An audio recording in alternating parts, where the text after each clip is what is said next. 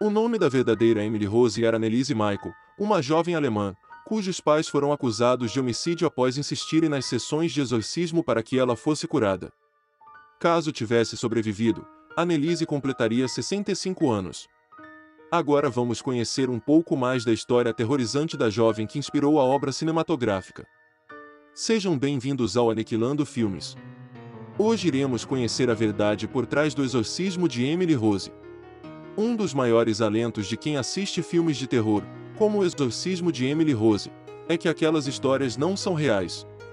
De maneira geral, elas são criadas pelas cabeças pouco confiáveis de roteiristas americanos. O filme O Exorcismo de Emily Rose de 2005 é baseado no caso real da jovem alemã, assim como outro clássico do terror muito conhecido, O Exorcista, de 1973. O último foi feito com base na obra de William Peter Blatty, que se inspirou em um artigo do jornal The Washington Post sobre um garoto de 13 anos que passou por sessões de exorcismo para se livrar de comportamentos estranhos, adquiridos após usar uma tábua Ouija para se comunicar com uma tia falecida. Vida real. A jovem alemã Anneliese Michael nasceu em setembro de 1952 e tinha apenas 16 anos quando começou a ter convulsões. A devoção. Ela foi criada em uma família radicalmente católica e costumava frequentar a missa com os pais e as irmãs pelo menos 2 vezes por semana. O histórico familiar. Antes de Anneliese, a mãe havia dado à luz uma filha legítima, que morreu aos 8 anos durante cirurgia para a retirada de um tumor.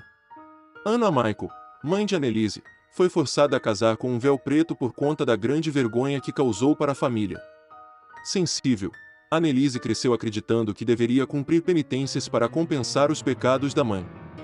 Tornou-se tão obcecada em se livrar do mal, que dormia nua sobre pedras para redimir os pecados dos viciados em drogas, que frequentavam a estação perto de sua casa. O primeiro diagnóstico. A jovem, que até então era saudável, começou a sofrer com ataques epiléticos, e após o acompanhamento com alguns médicos e um neurologista, recebeu o diagnóstico de um tipo de epilepsia chamada de grande mal. A depressão. Anneliese começou a sentir presenças demoníacas durante suas orações. Apresentando um quadro de depressão profunda, ela foi internada por 1 ano, o que a manteve afastada da igreja.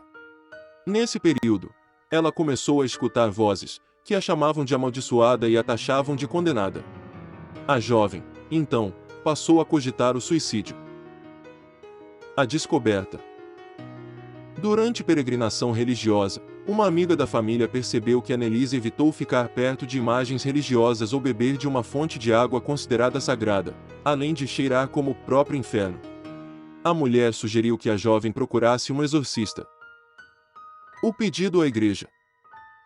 Convencida de que estava possuída, ela procurou o padre local para pedir por um exorcismo. O pedido foi negado por 2 vezes.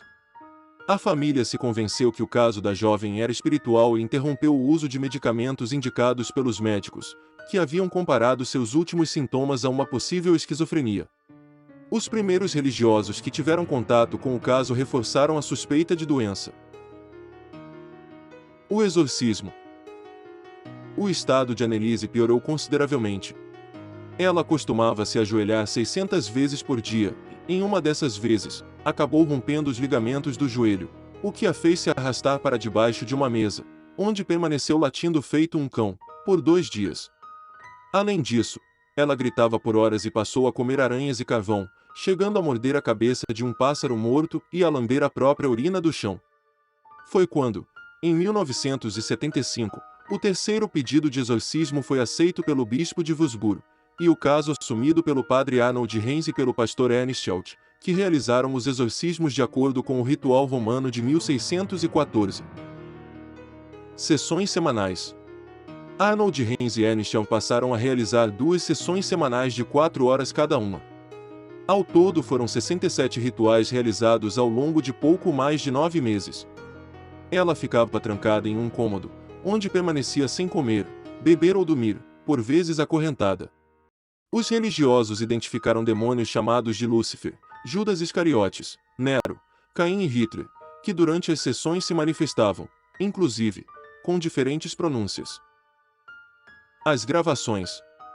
No total, 42 horas de exorcismo foram gravadas pelo padre Arnold Reis e pelo pastor Ernest Schultz. Quem tem coragem de ouvir se depara com rosnados, gritos, xingamentos e diálogos entre os supostos demônios. A morte. Annelise morreu em 1º de julho de 1976, aos 23 anos, com menos de 30 quilos.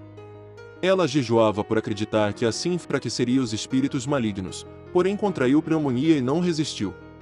A autópsia revelou que a jovem morreu por desnutrição e desidratação. Pouco antes de morrer, declarou: "Mãe, estou com medo." As consequências após a morte. Os pais da jovem, Anna e Joseph, foram acusados, bem como os religiosos Arnold Reis e Ernest Schultz, de negligência e homicídio. Embora com penas diferentes, todos foram considerados culpados por permitir que a garota definhasse de fome até a morte. O caso fez com que a Alemanha debatesse a liberdade religiosa e os direitos paternais.